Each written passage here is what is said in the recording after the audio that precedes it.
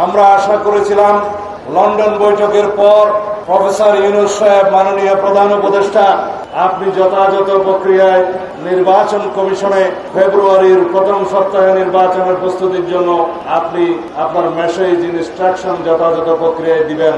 কিন্তু আমরা লক্ষ্য করলাম আপনি আইন শৃঙ্খলা বাহিনীর সাথে বৈঠক করছেন, প্রস্তুতি নেওয়ার কথা বলছেন, কিন্তু নির্বাচন কমিশনকে আপনি এখনো অফিসিয়ালি ফেব্রুয়ারির প্রথম সপ্তাহে নির্বাচন অনুষ্ঠানের জন্য এখনো কোনো যথাযথ প্রক্রিয়ায় ইনস্ট্রাকশন দেন নাই।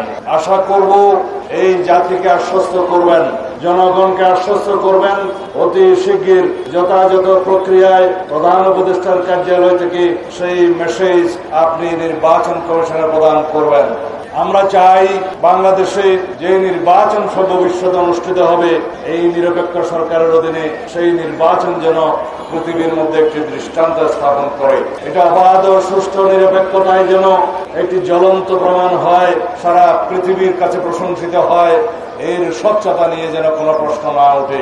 সেজন্য আমরা বাংলাদেশের সকল গণতান্ত্রিক রাজনৈতিক শক্তি ঐক্যবদ্ধভাবে সকলে মিলে আপনাকে সহযোগিতা করব, প্রত্যেক সহযোগিতা করতে আমরা অঙ্গীকারাবদ্ধ, এই জাতির কাছে আমরা অঙ্গীকারাবদ্ধ। আমরা সহযোগিতা করার জন্য অঙ্গীকার করেছি, কিন্তু সরকারের পদক্ষেপ দেখে মানুষ যেন আশ্বস্ত হয় যে তারা আমাদের সহযোগিতা নিতে চায়। যেন এরকম কোনো প্রশ্নের উদ্যোগ না হয় যে বিভিন্ন কায়দায় যারা ইস্যু সৃষ্টি করছে, সুপরিকল্পিতভাবে নির্বাচনকে বানচাল করার জন্য, সুপরিকল্পিতভাবে নির্বাচনকে বিলম্বিত করার জন্য যারা চেষ্টা করছে, তারা যেন আশ্রয় প্রশ্রয় না পায়।